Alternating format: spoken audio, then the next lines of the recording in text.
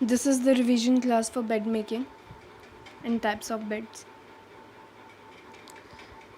Outline for this slide is definition, principle, purposes, types of beds and procedure of bed making. We're gonna talk about all these steps. Definition: it is a process of making neat and clean bed for the client in hospital. So जब भी हम bed making provide करते हैं, हमारा purpose क्या होता है, ताकि पेशेंट को जो है नीट और टाइडी बेड मिले और इसको स्किन इरिटेशन से प्रिवेंशन मिले और एक अच्छा एनवायरनमेंट मिले.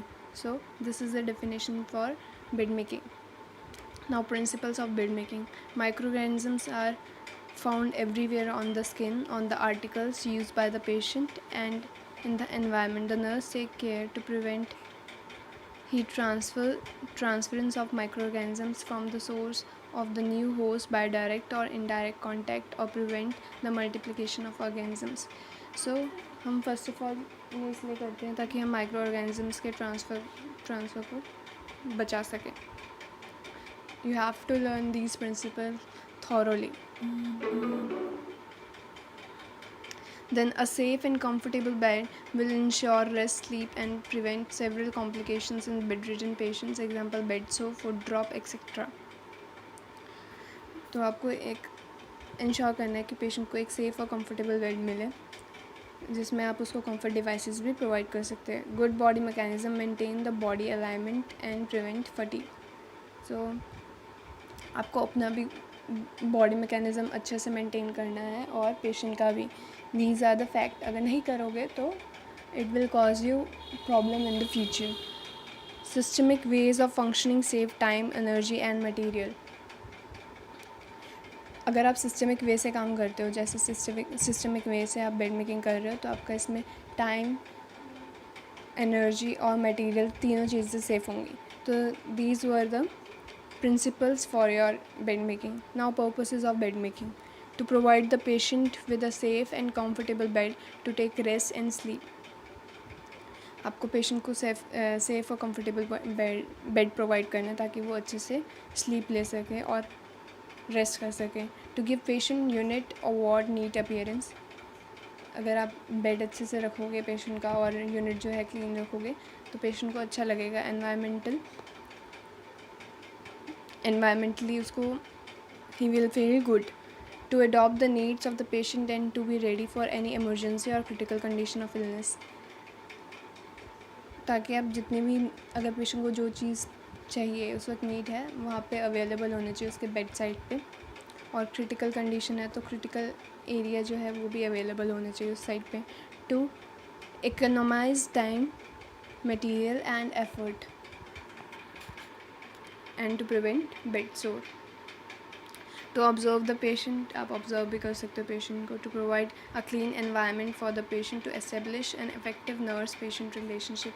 आप पेशेंट को बेड मेकिंग करते वक्त, केयर करते वक्त जब प्रोवाइड कर रहे हो तो आप उसको असेस कर सकते हो, ठीक है.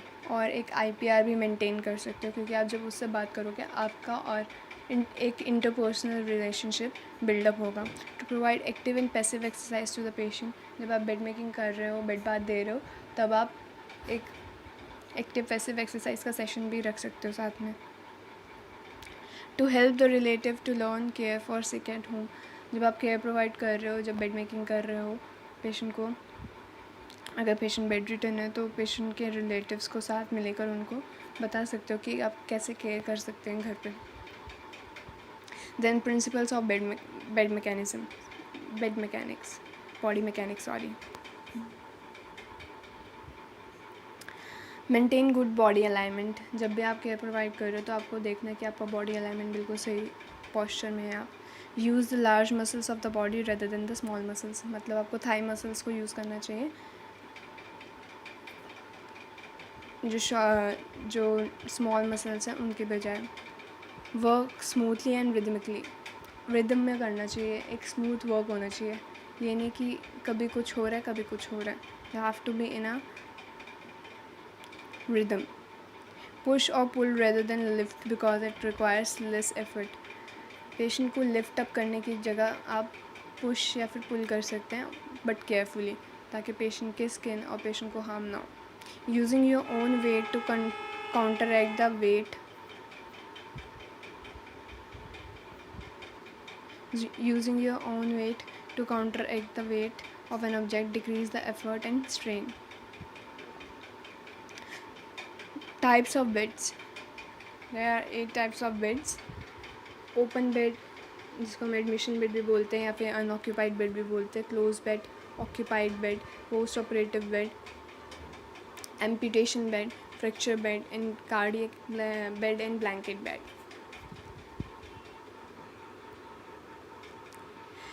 अब हमें इन बेड्स को बनाने के लिए जो जो आर्टिकल्स और लिनन चाहिए हम उसके बारे में डिस्कस करेंगे.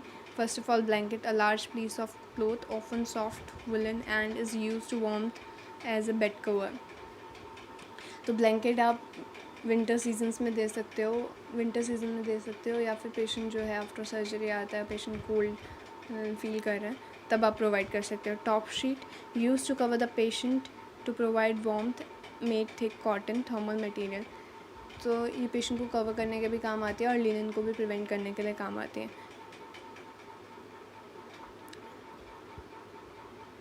Cotton draw sheet, a piece of cloth that rubber sheet and is use to absorb moisture. So जब अगर पेशेंट सर्जरी के बाद आया तो पेशेंट के बेड पे एक मैकिनटॉश लगाया जाता है जिसको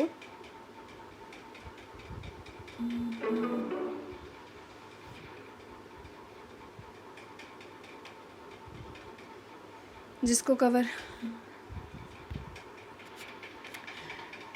टॉप शीट के बाद आपका एक ड्रॉ शीट आता है जो कि स्मॉल पीस में होता है, जो आपकी मैकिनटॉश को कवर करने के लिए आता है, जिसको रबर शीट भी बोलते हैं, ताकि जो भी वेट सब्सटेंस है वो सीधा मैट्रेस पे ना लगे. Bottom sheet use to cover the bed after mattress cover. Mattress के ऊपर लगाते हैं ये बॉटम में, सबसे एंड में. रबर शीट मैंने बताया आपको मैकिनटॉश होता है, use to protect the bottom sheet from soothing due to patient secretions and preventing the patient from getting bed, so it usually plays over the center of the bottom sheet. Articles needed for bed making. Of course you need a bed or a cot, mattress and pillows, chair and stools, bedside locker, Macintosh, that is rubber sheet, blanket, sheets, basin with antiseptic lotions and duster. You can take linens from the cupboard जो भी provided है hospital में, और जो आपके गंदे linens हैं, जो डर्टी लिनन्स हैं, सॉइल लिनन्स, आप उनको हैम्पर में डाल सकते हैं, डर्टी लिनन हैम्पर में. Stripping the bed. First of all आप स्ट्रिप अप करोगे बेड को, जितना भी शीट्स वगैरह हैं वो सारे रिमूव करोगे. प्रोसीजर स्टार्ट करते हैं. Place a chair at the foot of the bed. एक प्लेस करनी चेयर आपको बेड के फुट एंड पे. लॉक द बेड, और जो बेड के लॉक्स हैं वो लगा दो. Remove the pillow case from pillow and place pillow on chair. जो पिलो केस अगर गंदा है उसको आप हैम्पर में डाल दोगे, लिनन हैम्पर में, और पिलो को आप चेयर पे प्लेस कर दोगे. लूजन all bed linen straightening at centre of the. जितने भी बेड लिनन्स हैं आपको सारे लूजन अप करने हैं, और रिमूव करके आप सेपरेटली उनको डाल दोगे हैम्पर में, लिनन हैम्पर में, सॉइल लिनन हैम्पर में. देन जो आपकी रबर शीट है आप उसको रोल अप करोगे और चेयर के ऊपर डालोगे. And remove the mattress cover. अगर कवर भी गंदा हो गया तो you will remove the mattress cover also. फिर उसके बाद दोबारा आप रीमेकिंग करोगे बेड की. Wash your hands thoroughly, bring clean linen to the patient's bed side, lock the bed, lower the head of the bed to make the mattress level, and then rise the bed to a comfortable working height.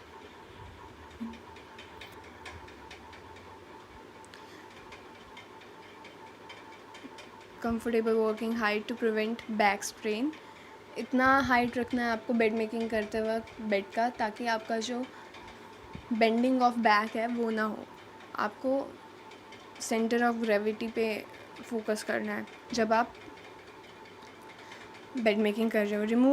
Remove the pillow case and place it in the laundry bag, और use the pillow case and set the pillow aside. So आपको जो भी है remove किया हुआ pillow case जो है वो आपको दोबारा से उस पिलो केस में डालना है पिलो को, और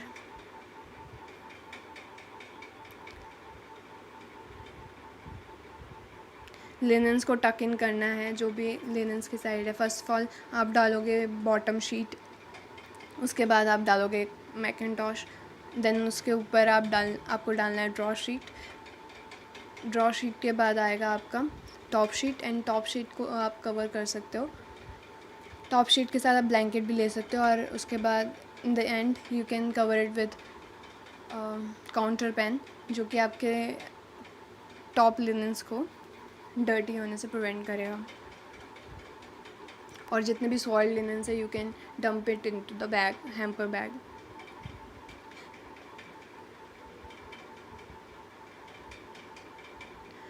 And you know also how to make mitten corner. This is the picture showing for the mitten corner. You can see the angle.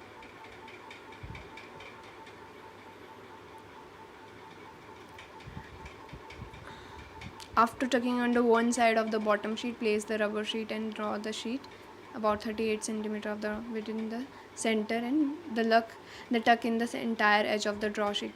You know very well how to make mitten corner. This is whole process is talking about mitten corner, how to make mitten corner, and I have teach you already how to make mitten corners.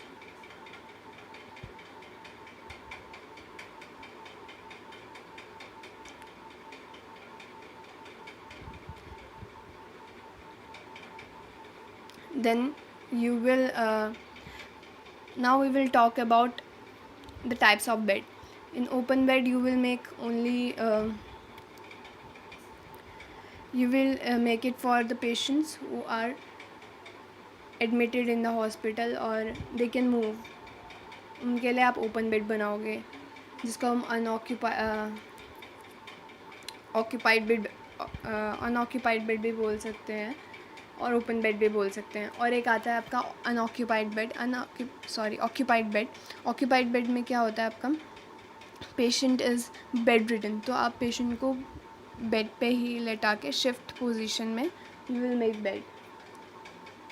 Then post operative bed में आप तब बनाते हो जब patient जो है surgery से वापस आ जाता है. So and fracture bed is for the patient having fractures, and amputation bed is for the patient who are having amputation. So these were the little discussion about the beds and bed making. I hope you have revised or you have recalled all the things from the back. So after all these procedure, जितना भी procedure हुआ है bed making का, you have to document आपने क्या क्या observe किया patient में, क्या क्या असेसमेंट था. You have to document all of these things. All the linen changes are not usually documented. जो आप लिनन चेंज कर रहे हो वैसे डॉक्यूमेंट नहीं करते हैं, but record their dates and time in your notes with incontinence, excessive wound drainage और डायफोरेसिस. अगर पेशेंट जो है इनकंटिनेंस है पेशेंट को, ठीक है, स्टूल इनकंटिनेंस है, यूरिन इनकंटिनेंस है, तो पेशेंट की शीट्स बार गंदी हो रही हैं, बार you have to change linen. Then you have to document कितनी बार आपने चेंज किया शीट्स को और कितनी बार पेशेंट ने यूरिन और स्टूल जो है पास आउट किया है, और ड्रेनेज जो है लीक कर रही है, कितना वूंड ड्रेनेज हो रहा है, ठीक है. So you have to look into all these things. Thank you.